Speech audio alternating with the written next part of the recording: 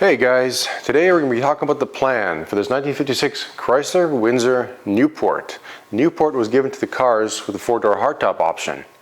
We're also going to show you why, finally figured it out, why we couldn't get those doors to close. You're going to really get a kick out of this one.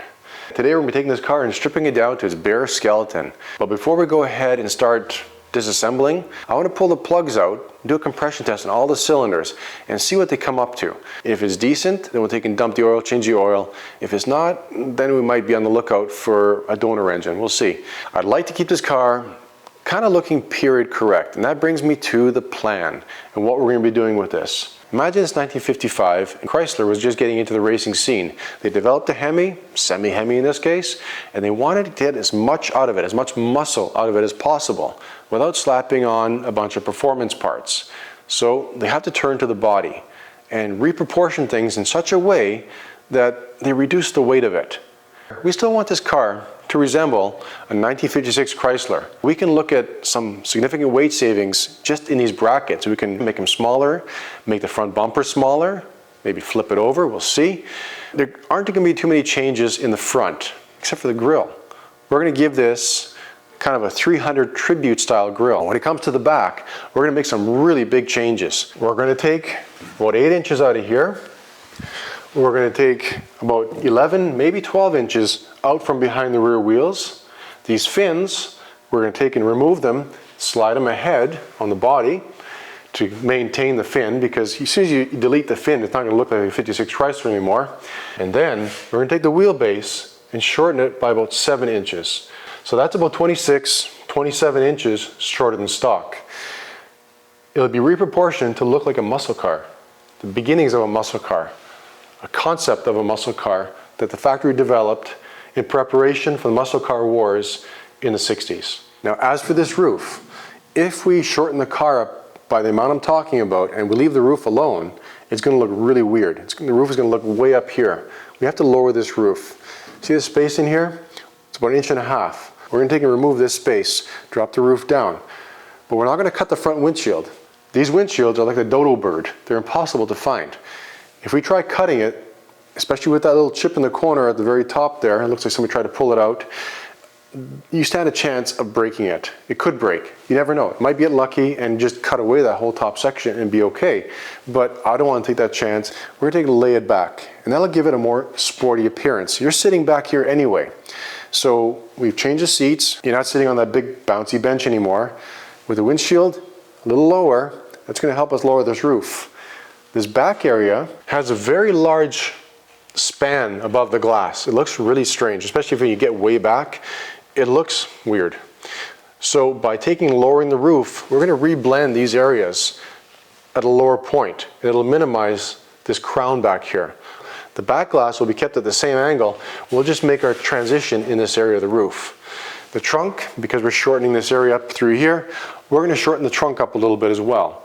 With the general reproportioning of the entire body, we're going to try and achieve, once we're done, a car that looks like a muscle car, that has the same proportions of a muscle car. It's still going to look like a 56 Chrysler. We're going to keep the tail lights. We're not going to take and put whatever into there. We're going to try and fix these. We've been given some good tips on how to resurrect them. We'll get into that later.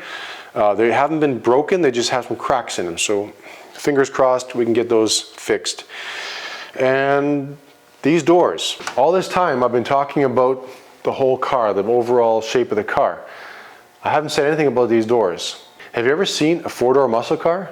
I sure haven't. If you have, put in the comments. We're going to take and lengthen these front doors, delete the back ones, turning it into a 2-door car.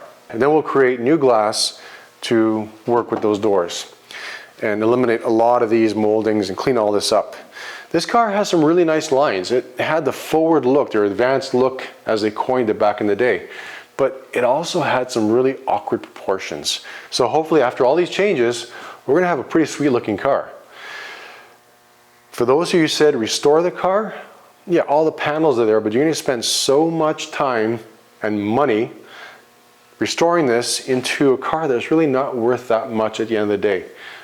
To somebody it might be, but in this case here, there's just too much that we don't have or have to redo to make it look original. So we're gonna have some fun with it. I hope you enjoy this video series. So let's get onto that engine and see what kind of compression it gives us. Hey! There's hay coming out of the doors. We're gonna have to reskin these doors. This door's been caved in, and I mentioned last time, I can actually stick my hand through the whole bottom of the door. So it calls for some new doors, new door skins, especially if we're gonna lengthen them. To add a 3-inch strip to the back of this door or whatever we need, from the back one, it's gonna take more work than if we just form up a new skin. They're not too complicated. A bit of reverse curve there, but not too bad. Door handles, we'll probably keep them. Keep it looking original. All right, so I got the spark plugs out. They don't look too bad, considering we've been running 2-cycle engine oil in with the gas. So when we change that over, it should look a lot better. But as I was working down there, I almost forgot to tell you what we discovered with the body and why these doors won't close. Now, if you're looking at that drip rail right there, you can see there's some funny business going on. A couple going on in there. See that? Get a bit closer. Somebody, whoever it was, when they decided to pull this body off the frame, lifted the car by the roof in the center. The glass has never been out. Lifted by the center. You can see the bends. It's on both sides. There, as well as over here. So they had a timber through here or something through here, and they lifted it. Now maybe something was connected down below they didn't see, but they tried to lift it, and they bent. Well, there's really not that much meat in these areas either. So, see, it's pretty thin through here. And they bent this car in the center. That's the only thing we can think of or come up with that would cause these doors to bind so bad in the top. Like, that's not too bad there, but you see there's no space at all there, and yet we have a nice space at the bottom. That damage there, and you stand back, you can see the roof is a bit more crown than it should in the middle, and that's what's causing these doors, this gap here, to be non-existent. You see it's chipping the paint. It's ridiculous. That's really not going to be an issue because we're going to be cutting this whole thing apart, and we'll get that all straightened out and make sure that the 2 doors close perfectly and with a nice consistent gap all the way around. The frame, it's in incredible shape. We thought maybe the rockers, but really they didn't change that much of the rocker to do anything. It's all stemmed from that area right there. Okay, I'm going to crank it over. You guys let me know what it reads. My trusty driving block. Now, we've been having issues with the push button here. With neutral, you really got to get it down, because if it's just slightly out, like a little bit out anyway, the neutral safety switch doesn't work, and she actually goes into reverse. So you got to make sure that's really down. So like that. There. Come on.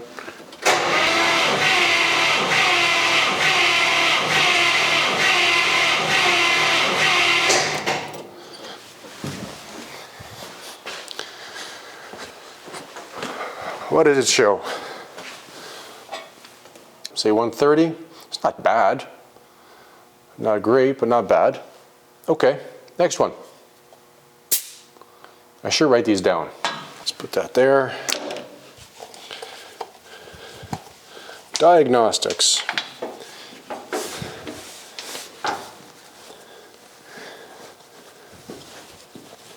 I've turned off the fuel from the reserve tank there. Come on.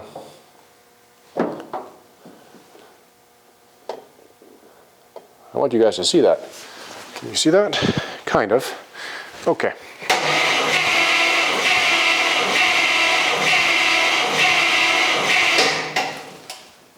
$125, $127. I think our battery's getting down as well. Let's call it 127. Okay, so I've got the battery charger on it. Let's see what happens with number 4 cylinder. It goes 1, 2, 3, 4, 5, 6, 7, 8, so 2, 4, 6, 8. This one came in at 130. I checked the other two after it was charging for a bit, 137 and 135. This one we'll probably check again. I'm not concerned about it. I want to check number 4 and see what that comes up to in terms of compression. And then we can get onto this side here. This side's a little trickier because you have all these, the generator and the power steering pump in the way. That's for the vacuum diaphragm. The reservoir, and these bellows here, we're going to be eliminating that master cylinder. It's a single master cylinder. It's old, the pedal's down to the floor right now. Obviously something's gone wrong with it. And the bellows, we're going to change the whole system around for a disc setup. Even if we had kept it original, I would have switched it over to a dual reservoir master cylinder, because if for any reason your line goes, you've got no brakes. And with a car this heavy, you got to have something. So, like I mentioned, the bellows are gone, master cylinder gone, and this tank is gone. And that'll clean up the engine compartment. And then we have random wires that we gotta take care of. That's a ground wire. Not sure what this was, just laying there, so you wanna make sure that it doesn't short out against anything. And the generator does work, surprisingly. We did oil it. There's a little oiling port. See this little guy here? Just lift up that little cap, spring loaded, and drop a little bit of oil in there, and that quieten that right down, runs really well, and it charges. Like, this thing's got good oil pressure. I just want to check the compression, make sure that's up. If this side's just as good as this one, then we're going to just pretty up this engine and drop it back in. You want to do your compression test with the spark plugs out. I came back to this one here again, and we got 130 out of it. We can go ahead, change the oil, put a new cartridge on the filter, and that's pretty much it for the engine in terms of the work we're going to do at the moment. I don't think we're going to be tearing her down. Our lowest reading is 130, and that's on number 4, and the highest reading, we actually had 2 high ones, 137 on number 6 and on number 3. So it's not too bad, 137 for an engine of this age that doesn't look like anything's been done to it. So we're going to leave it. We'll change the oil out, change the cartridge on it, and run it to get it up to operating temperature. Antifreeze is still up there. Like I mentioned, our water pump leak is now non-existent so far. Fingers crossed.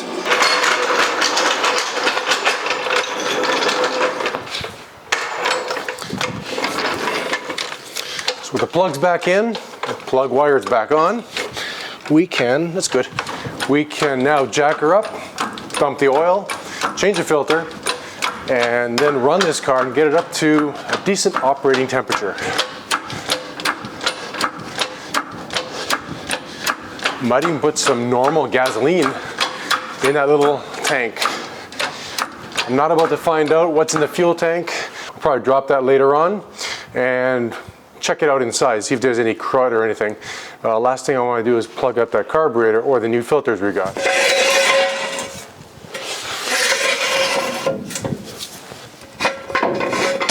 Alright guys, so I've just broken this plug loose and see how well we can aim. See what comes out. I'm curious what's on the end of the plug or what's in the oil. Hopefully we don't have any shavings. Hey, not bad for dropping the plug.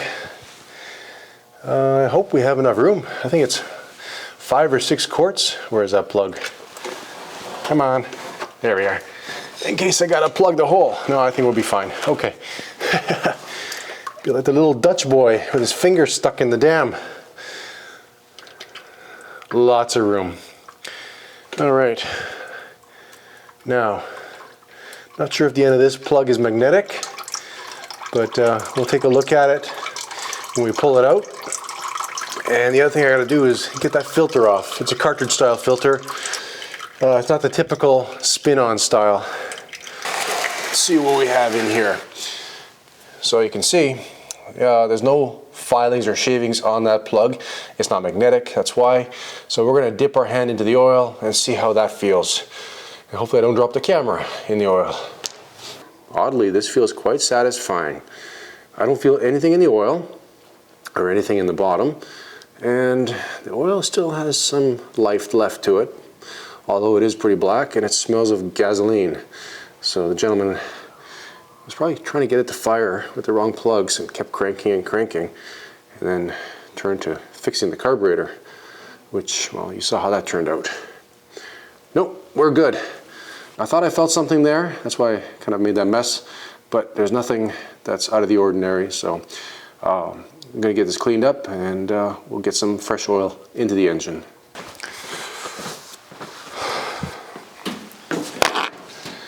Looks to be 5/8, and when in doubt, grab 9/16, 5/8, and 11/16. As you saw, I put my hand through the oil. There was nothing in terms of shavings, chunk of steel. Everything was smooth.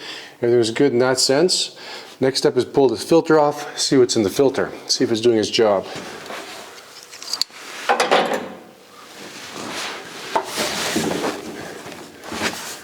Which one is it? It's not 9/16. I'll put you here. 5/8. Let's see if I can. Looks like we're too far to the front with the pan.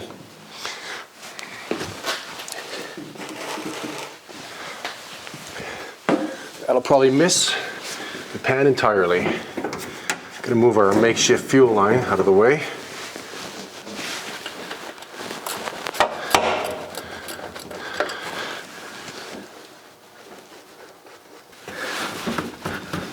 She's been on there a while.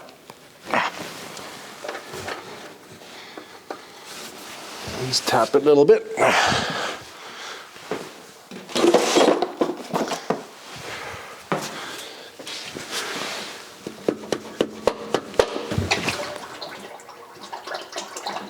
Sweet. I caught the pan. Thank goodness. If anything, we're a little bit forward. Well, there's the other quart.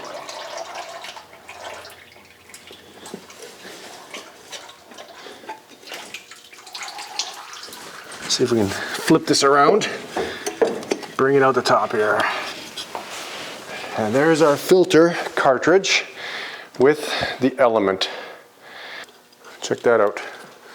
We've got a Fram filter in here, made in Canada, and CH192PL. So I just finished washing the inside of this filter housing. That's all clean. We've got our filter element, and we've got the gasket, which came off the sealing surface of the canister. And the new kit comes with 3 additional gaskets. 2 appear to be the same, one's different. So we'll go with this. Yeah, looks clean. You want to make sure that all the sealing surfaces are clean. Just checking for any dirt or inconsistencies. Everything appears to be good. Get the new filter in place and drop this down.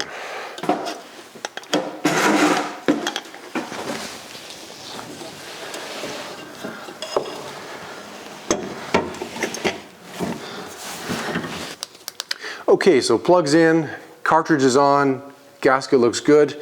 Now before we go any further, I want to give a huge shout out to Matt for sending us this. So he sent us this shop manual for 1955-56 Chrysler, Dodge, Plymouth, and DeSoto products. This is amazing. Thank you so much, Matt. We're going to use this pretty much for everything except for the drum brakes and the braking system, because like I mentioned, we're going to be upgrading all that. This covers everything. Convertible tops, removing the glass, you name it, it's got it. And it also has a really nifty, let's see here, it flashed ahead while other cars have marked time. The year ahead car, Chrysler, biggest buy of all fine cars. So this is a little poster, I guess, that was in the book, or somebody had this laminated for whatever they were restoring. So Matt, really appreciate it. Thanks a lot. This is going to be fantastic. Okay, so we got some oil here, some Rotella T4. It's a 15W40. Should work out quite well for this engine.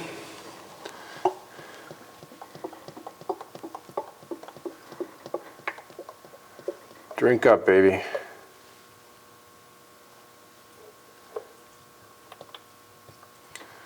Get her topped off and fire it up and get it up to some operating temperature. Now, before I did dump the old oil out, I hooked up the reservoir for the brake booster, the bellows there, and found that when I depressed the brake, activated the bellows, the engine stalled.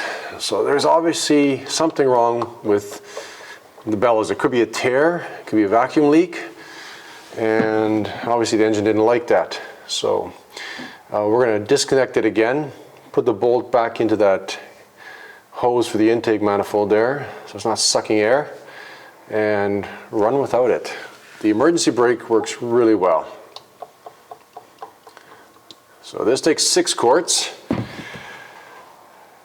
including the cartridge there. So we'll get the oil in, fire it up. First I'm going to unplug this reservoir. Come on. Like that. Tuck this down out of the way. Stick our bolt back in and check the oil.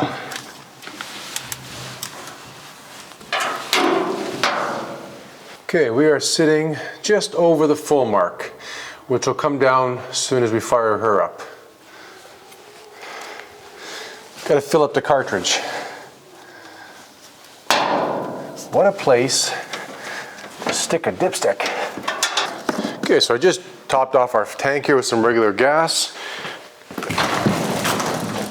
Fire this up and warm her up.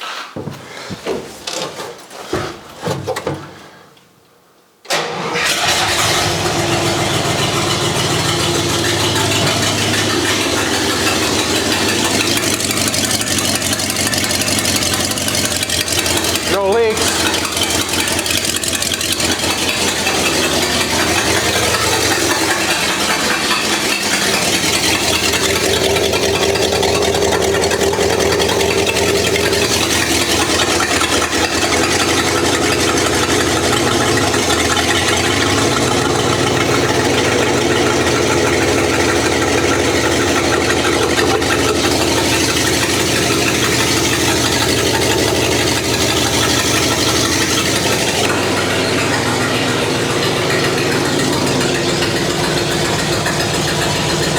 Oil pressure is good. Doesn't seem to be charging, but I haven't revved it up yet. And the coolant is still down.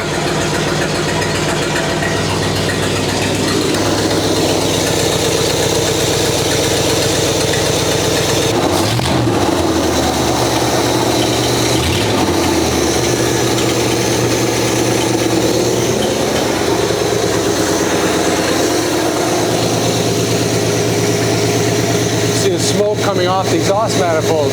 It's the old oil that we put in there, the ATF. Smoothing out too.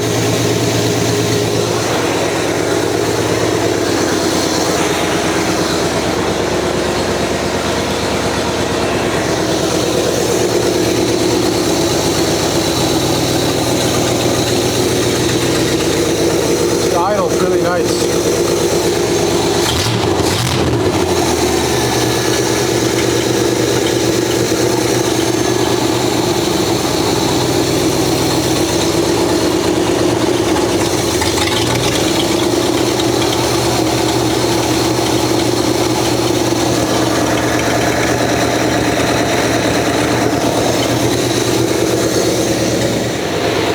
Steam starting to come out.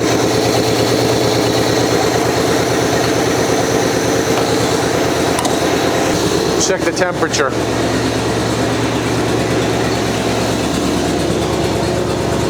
So you see our temperature's come up a bit. Oil pressure is really nice.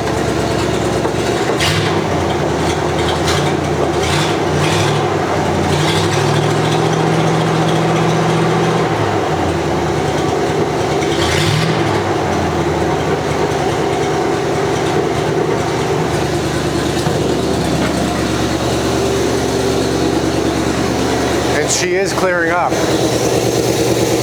Not smoking as much, a little bit there.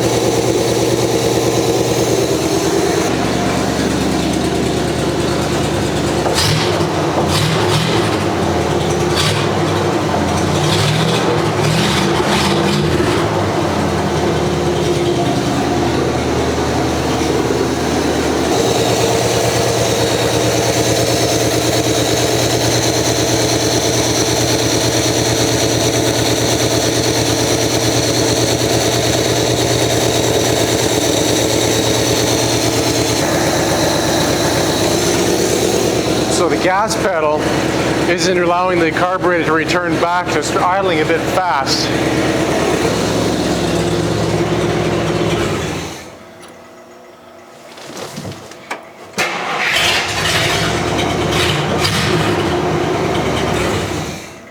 I think we're done.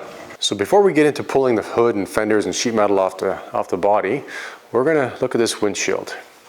You see how this rubber is starting to break up? This is a key. You're supposed to pop out, fold this part in, and then pop the glass out.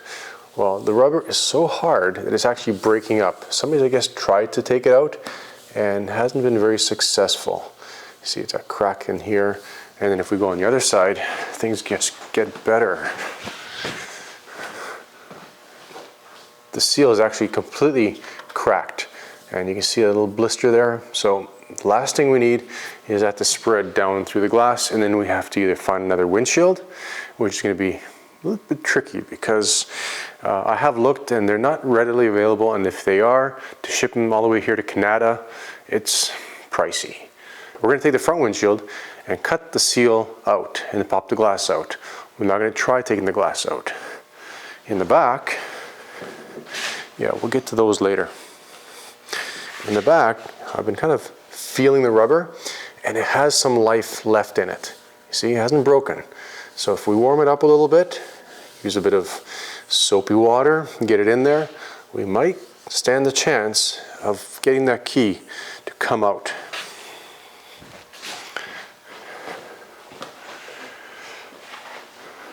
On this side here, you can see it already started. The key's been popped out and the rubber is pulled back. So we can actually get into the edge of the glass there. That's a good thing. So I'm not sure how long it's going to take. It could take quite a while to work that glass out. If we break this glass, there's a good chance we're going to redesign things a little bit and change the shape of the roof to perhaps incorporate a fastback style. We'll see. But first things first, let's get onto the front, get that hood off. Got some padding in there so that we don't scratch the paint. The last thing we want to do is mess up the shine on that. Get the hood off, doors, front fenders. Inner fenders, I'm not sure if they're going to stay behind or if we can take it off in one piece. If we want to be able to drive this, that rad still has to be attached to the car. Like I said, I'm not pushing this thing. It's too darn heavy. But we're going to rectify that. So whenever you're taking off a hood by yourself, it's not impossible to do. You just got to be really careful. Protect the back corners, get the center supported. We don't have a prop rod, but we'll make one or find one. And we start off by taking out the front bolts first, then the back ones. Here each hood or each hinge is held on with 4 bolts. So take the front ones out and then work our way back after we get the front supported. You don't want to take the back ones out and have your head caught in here. Otherwise you call this a large nick trap.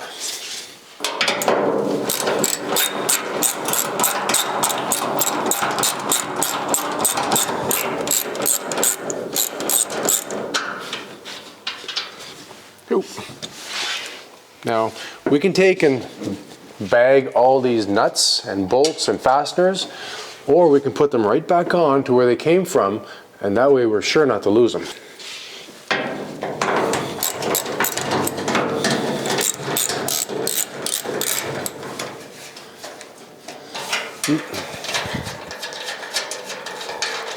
For such a huge hood, they're only using little bolts, 1/4-inch bolts.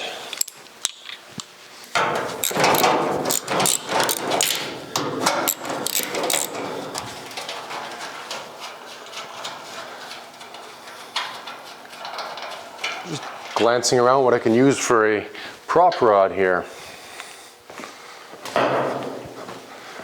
All right, so this 2x6 should be strong enough to support that hood.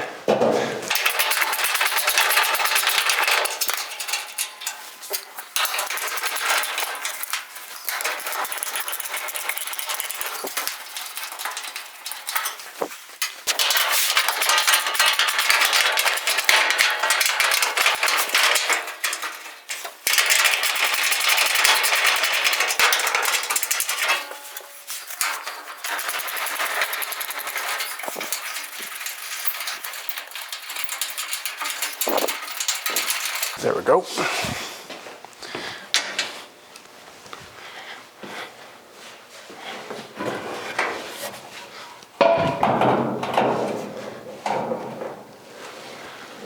There's a little bit of weight here.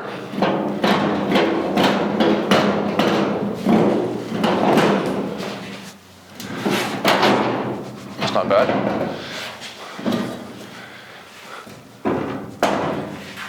Maybe I should have taken off the bird. Bird is the word. There we go. Not bad. The bird's heavier than the hood. Didn't need these. And the reason didn't need these, we had studs in the top. Oh, speaking of which, I'm gonna put the fasteners back in the hood. But we had studs in the top, so that prevented the hood from sliding back. We took the bolts out. Sometimes hoods only have bolts holding them, and once you take the bolts out, the whole thing will slide down. Okay, now with these doors, if we do the bottom first, take those out, then the top, we get a floor jack under there, support it, we should just take them off, no problem.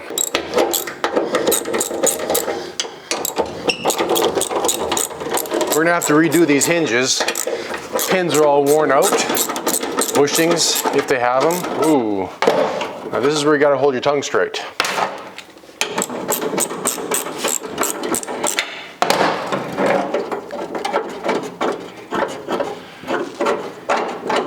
Ta-da. Okay. If I recall, these were heavy. Yep. Being an American car, we have our fair share of Robertson head wood screws and metal screws in this.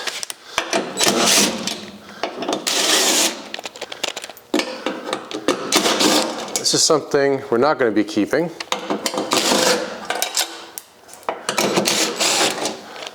The screws. This is the important part. I'm glad we have them. Wow. This bucket was not going anywhere. Aluminum. Or as some say, aluminium.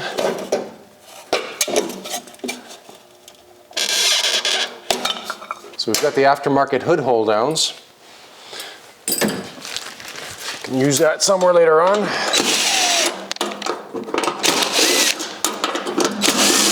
I was actually tempted to run sans doors, meaning blow the driver's doors off and run like an open concept Jeep style vehicle where we don't have to worry about the doors, and call this the Jeep Slur.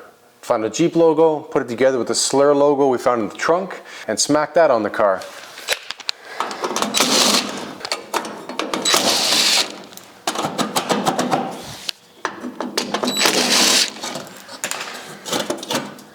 Yeah.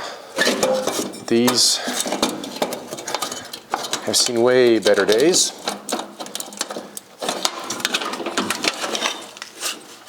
Okay.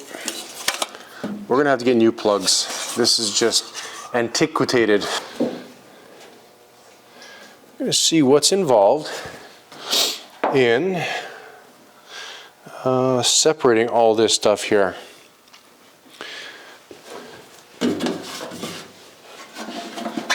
That's the headlight wiring.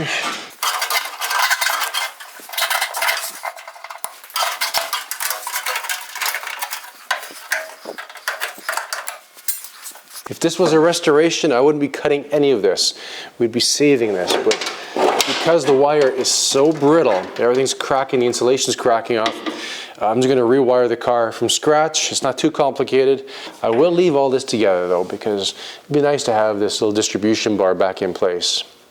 Leave the horns on, Again, that goes to the distribution block. So this whole front piece here can be separated. We'll separate this from that. The fenders and inner fenders, I think we're going to pull as a unit. Yeah. No sense separating them because we're not going to be making any real big changes to them aside from cleaning off that reservoir and just cleaning up the engine bay overall. So give me a few minutes. I'm going to start getting things loosened up and we'll go from there. Well, guess what? Guess who got stuck to try and take this windshield out and not damage it? You know, it's been in there for so long, and a lot of times this rubber gets so brittly hard that before it will roll over, it'll crack. So we tried to pick up a little bit here. This particular rubber seal has the key built in. It's part of the seal.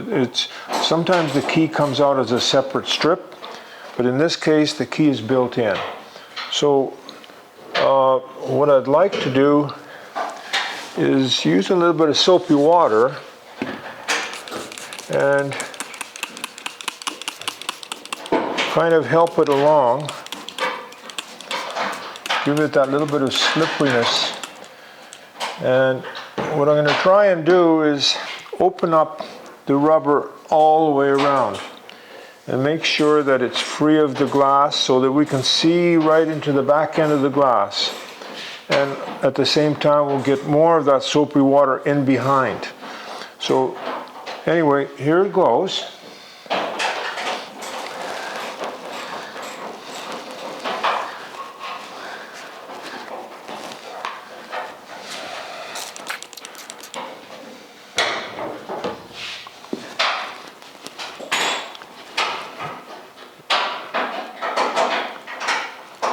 It looks like the rubber in the back window is way softer than the rubber in the front window. It seems to be coming up quite nicely. I don't want to talk too soon though. It's just my luck, you know. Well, look at that. See how nicely that comes up? Now that's the key. And it was locked in underneath the bottom. So what we're doing is we're pulling it out and putting it on top so that the bottom can be dropped in. And by doing that, it picks up the other edge that's on the glass. But we won't bother trying picking that up just yet. First, we'll go around and relieve the whole thing at once.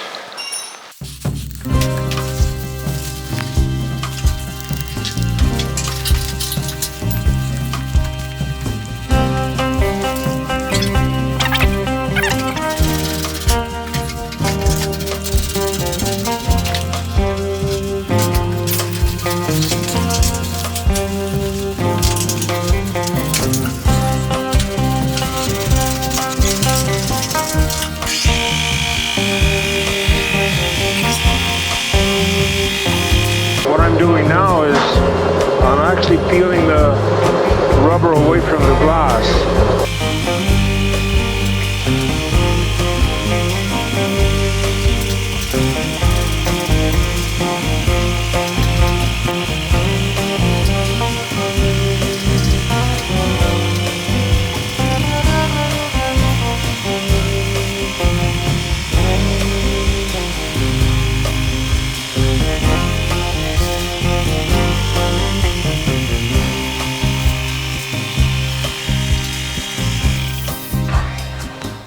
We've opened the key up, and that allows that inner part of the rubber that's up against the glass to be able to fold back and out of the way. However, the rubber on the inside of the glass is stuck to the glass also. It's been there for a long time, so we have to make sure that we separate that rubber on the inside from the glass, so totally make it free.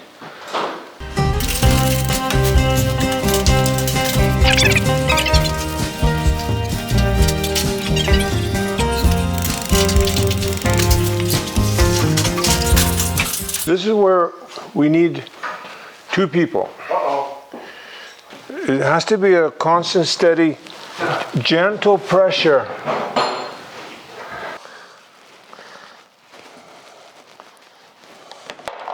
This was being used to remove the clips earlier.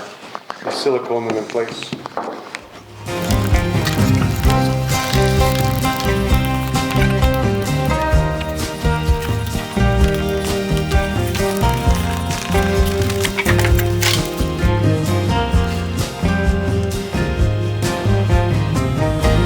Oh, I got something.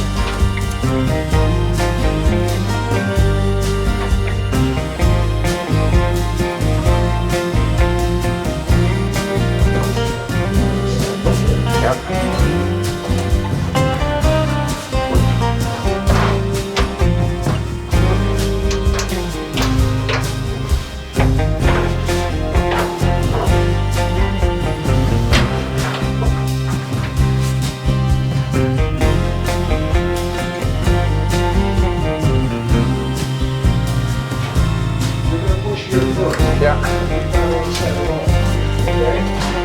Yeah. Here. Yeah. Okay. Yeah. Pull the rope out. Okay.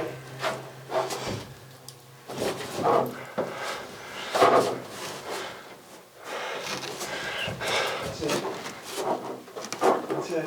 Keep pushing on it.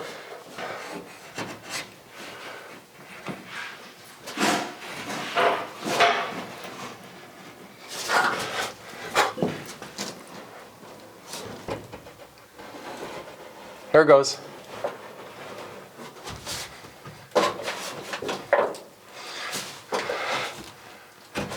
Okay, she's out. Yeah. Okay. Evenly. This stuff is thick. 1 second. Oh, okay. The end rubber.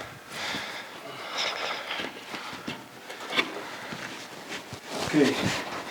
Okay, you got her? Yep. Hey guys, Guess what? as long as we don't drop it, I think we're good. No. Are you going to take it? I'm gonna take it. Okay, it's all yours. Yep. Beautiful. Is it tempered or laminated? Okay, the front rubber has gone pretty hard. The same method of keying was applied here as on the back window, where it's not a removable key. The front half of the rubber acts like the key. So by lifting the back half, the front half drops inside and opening up the windshield. In this case, we can't do that because the rubber is so hard. However, the membrane that holds that front half of the rubber is quite thin. So we should be able to go flat on the glass with a gyprock knife like this and just reach in and cut the back membrane.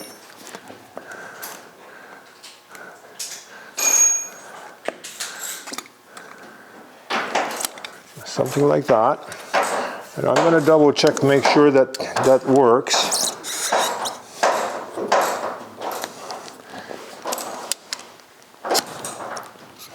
Well, look at that. We got it started with a knife, but oh, it's breaking off. It's okay. Glass is breaking? No. Okay. So simply by going in with a blade and taking that thin membrane out, the front half of the rubber will come out.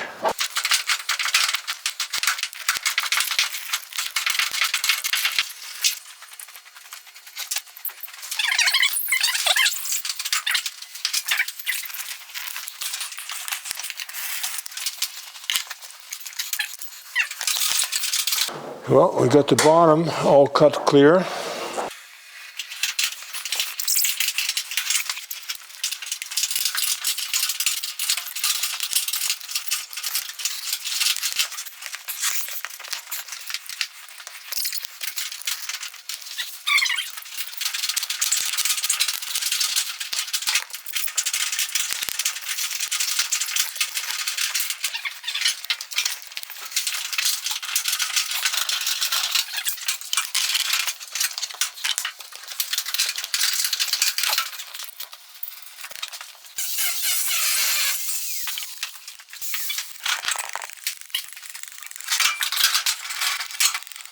Wiggle it.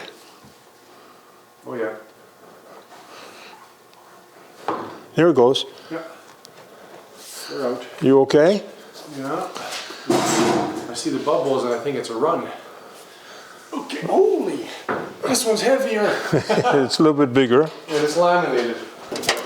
I made a comment earlier that I was surprised how the whole front end is held on with just 1/4-inch bolts.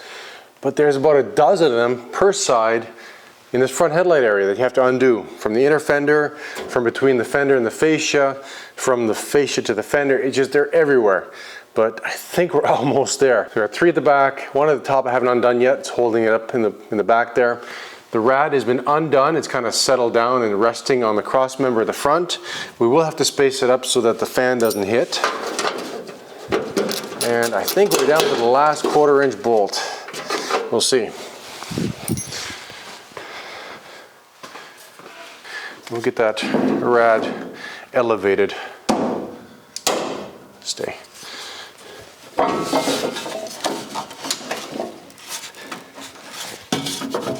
I think that's a bit thick.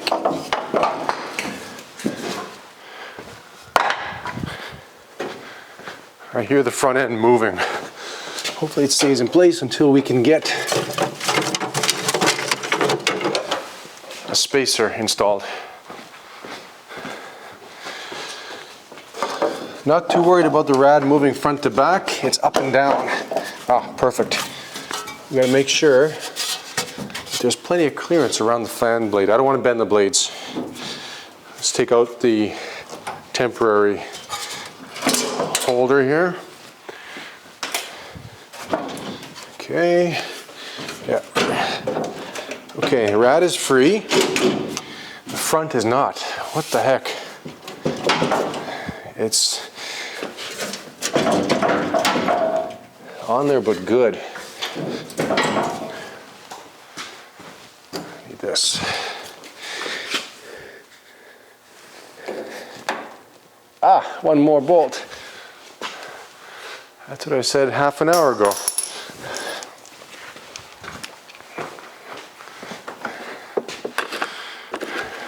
Dad was waiting around. I said, 1 more bolt, 1 more bolt.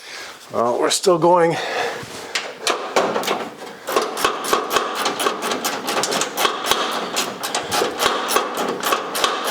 Ooh, it's starting to sag.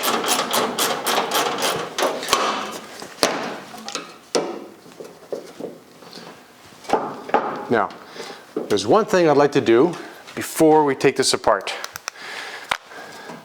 Just bear with me for a moment. While I've been working down here, I've been thinking about what the horns sound like. For you guys who've never heard an old school horn, here we go. That should be enough to do it. The hot lead right there. Cool, eh? It screams, get out of my way. Okay, oh yeah, one more thing I want to show you. Now, this is something that the younger generation has never seen before. Now you guys are familiar with the squirters. This is the turn signal arm, but on the other side you'd have your windshield washer, not on this car, but on a new car, modern car. You have your windshield washer controls with a squirter. When you pull back, it squirts the windshield, makes it nice and wet for the wipers to go over, right, or to clean it, whatever. Well, in this car, they had, right there, a little foot control. And you use your left foot and you pump that. And on the other side, it's been disconnected probably years ago, there is a diaphragm. And there'd be a bag that would have sat here somewhere. And that would have sprayed liquid up onto your windshield. That there is your high-low beam. That there, what was that? I'm thinking about it. That's the squirters for the windshield.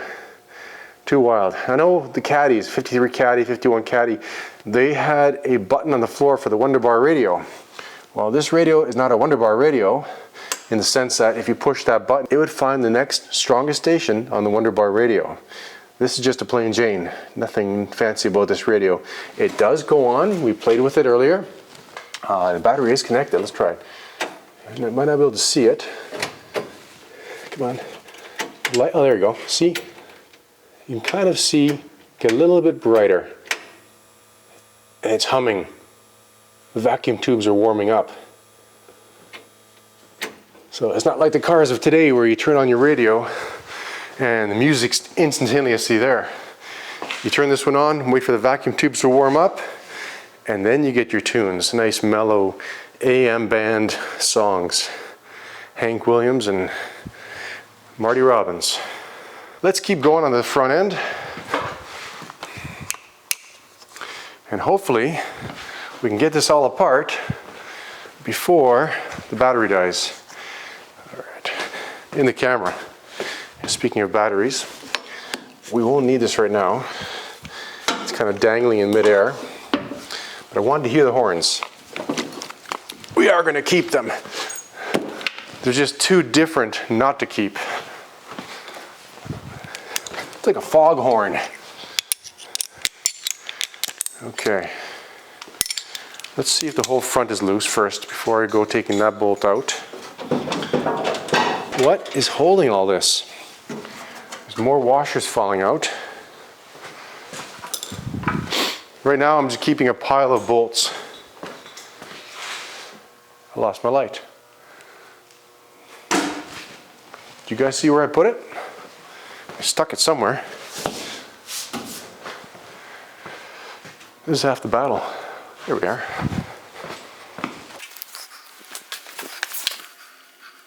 Yeah, one more there. They spray the underside with undercoating, so it's a bit of a challenge to find all the bolts. And they say modern cars are a challenge to work on. No. We're okay. It's just the fact that these bolts are 1.5 inches long each. If you don't believe me, I'll show you.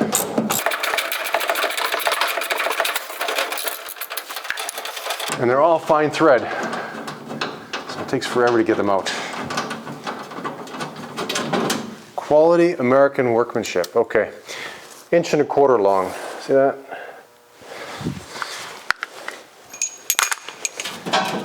Oh, we're loose. And we have, what the heck is this now? Oh, more bolts. Might bring you guys in tomorrow. Okay. I'll have Malo by then for sure.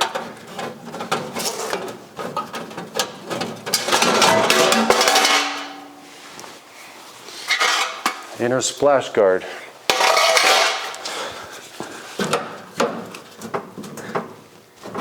Okay, inner fender.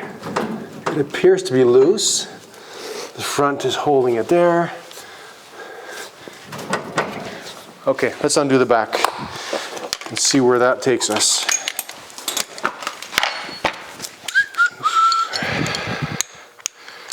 Bolt after bolt. We haven't gone to the interior yet, the dash.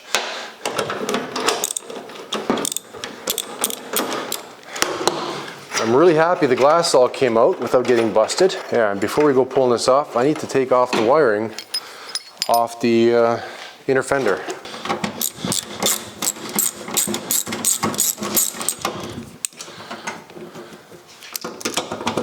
Uh-oh. That's one of the reasons why this thing doesn't want to run all the time. Stuff just kind of falls apart with respect to the wiring. Loose connection here and there makes it quite a challenge to get it running. It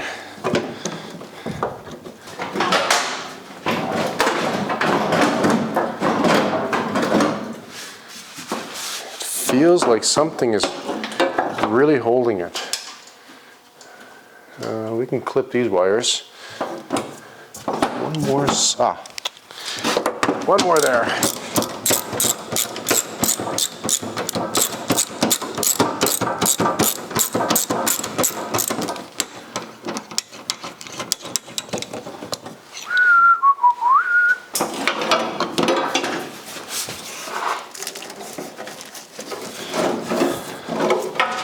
think we can suspend this right here. I thought we would have had to take the dash out to get the fender off, but you reach in through the hinge recess where the hinge comes out, and you can access it through there. This car is very well put together.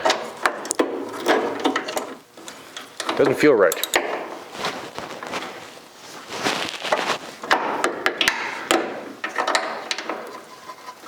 That's what the whole front end's been about. Bolts, bolts, and more bolts. Like they've never had it out. Or they put it in, it was cross-threaded.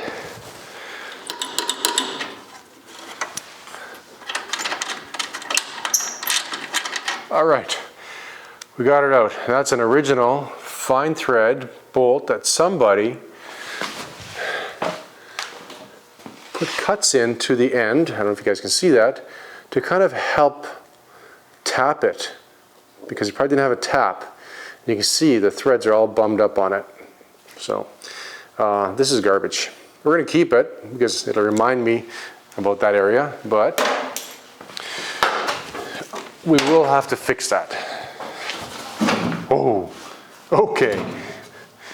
Let's get you guys way back.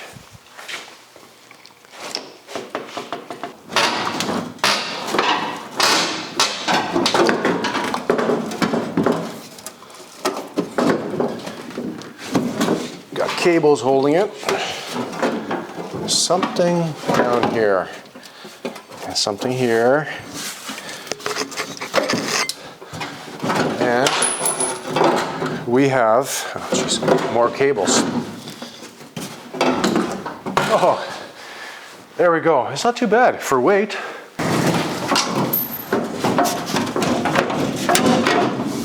What?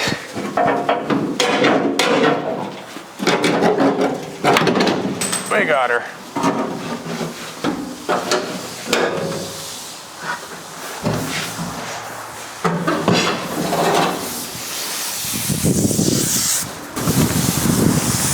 All right, now this front section here, we separate the rad. You guys are still with me. Battery's still going. Ho, ho, ho. Check that out. We can now take and toss this outside as well. Okay, we're gonna need this to stay centered on here. And take these knee knockers off, but they have never been off, so we might have some fun with that.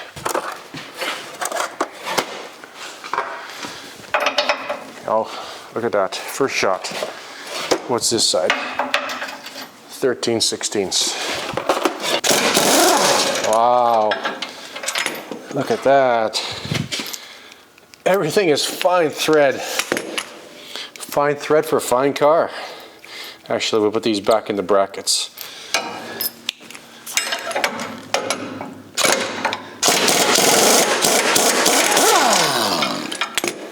Uh-oh.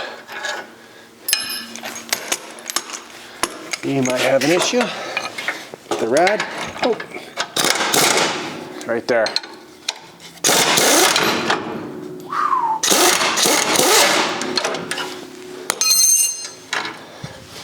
There is definitely some heft to these brackets. If we want some performance out of this 331, we're going to lighten a lot of this stuff up.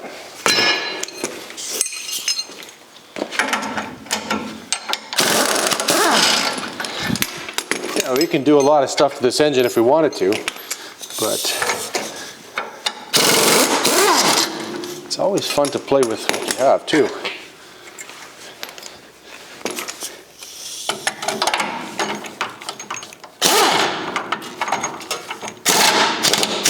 Come on. Okay.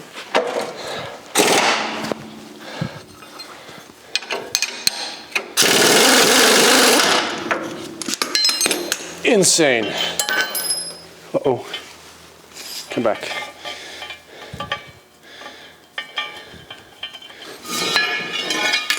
I think we're riding about 1.5 inches higher now. Now these aftermarket hood hold downs. We're going to utilize them to stabilize the rad.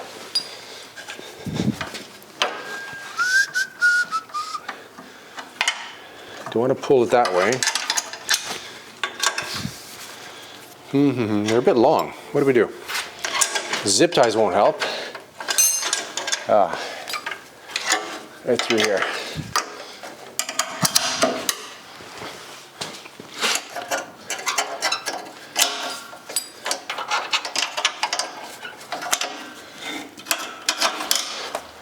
Perfect. Doesn't hit. A whole series of screws around that molding, that chrome molding. Get that out. Get the A-pillar covers out. These screws here, get those out. And see if we can slide that dash pad back. We don't want to damage it. After all these years, it's intact. And it honestly looks amazing. As for the gauges and all that stuff, really not necessary to take that out. The cover, well, actually we will have to remove that cover off the floor so we can lift this body off the frame. We'll also get that trunk lid off, get the other tail light out. Okay, so I've pulled out the moldings that held the dash pad in place. Like, these things are hefty. Right hand, they're all stamped. Save it for later. And now, hopefully, this dash pad can pop out. Okay. Now, I'm not sure how they expected people to remove this dash pad without pulling the glass out. Just look at the shape. You either have to bend it or pull it out through the front, because there's no way you're going to back it out behind those posts. Kind of ridiculous.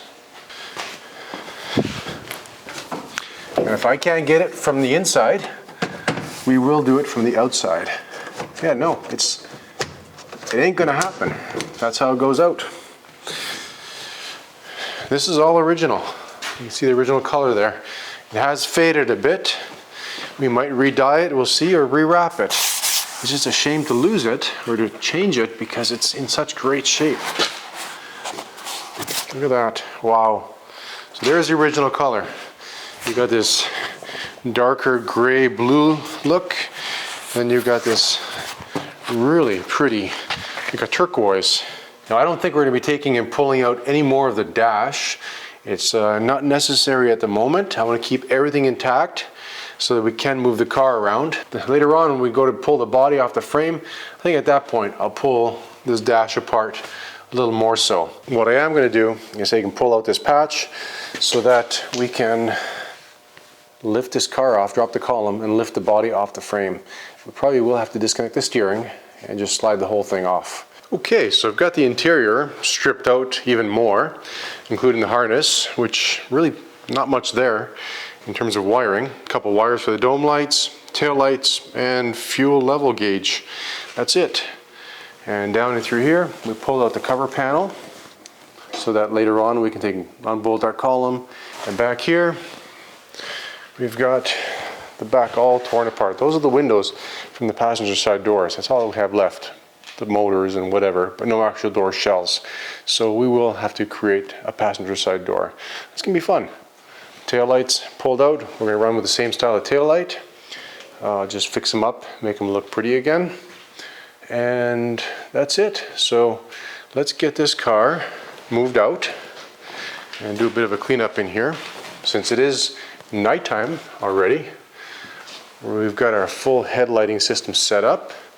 Rads fixed in place with our aftermarket rad mounts so the fan blade doesn't hit the shroud. We left the shroud on there. Need to make sure that it stays cool. And the battery is mounted solid. Yeah, that should be fine there. Zip tie will hold that, and a green tape that indicates that those could be hot. This is our bellows right here. And like I mentioned earlier, it doesn't work. As soon as I hooked it up and activated the brake, activated the bellow, engine would stall out. So indicating there's some kind of vacuum leak or something going on. That shouldn't be. I went in under the dash here and noticed the master cylinder. You guys can see that. Let's borrow one of our headlights. See the rod there? It's right there. It's pretty darn rusty, so there must have been some kind of leak from the back end. Not good to have a leak on the back end. One cool feature down here is this miniature pedal. Here we go. Check this out. Give this a yank, and you've got automatic ventilation coming in from the front cowl. So it cools your feet as well as your, I'm not sure, wherever that cowl vent up front goes. Maybe you have to open these two and have that open to have ventilation in the car. Anyway, we'll find that out later on when she's on the road.